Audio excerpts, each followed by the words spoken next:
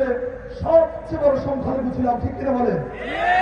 এর একমাত্র কারণ ছিল আমাদের এই জমিয়ে আল্লাহর দিন বিজয় নাই।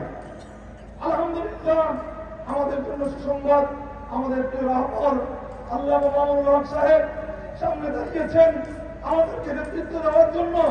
উনি উপস্থিত হয়েছেন, উনি ডাক দিয়েছেন খোদার এই জমিনে আল্লাহর এই দিন বিজয় থাকবে। আমরা এই দিন বিজয়ের কাফেলায় সবাই শরীক হতে রাজি আছি ইনশাআল্লাহ, কি বলেন?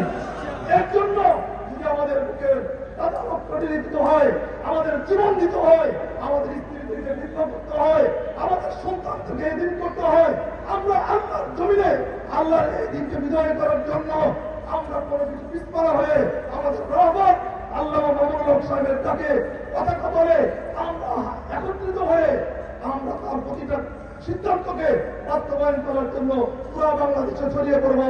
ঠিক আছে কিনা বলেন? সবাই ইনশাআল্লাহ। আল্লাহ তাআলা আমাদের সবাইকে দিন বিজয়ের কাফেলায় শরীক হয়ে আল্লাহ তাআলার এই জমিনে দিনকে প্রতিষ্ঠিত করে দেখে নেওয়ার তৌফিক দান করুন। সবাই বলে আমিন। আসসালামু আলাইকুম ওয়া রাহমাতুল্লাহ।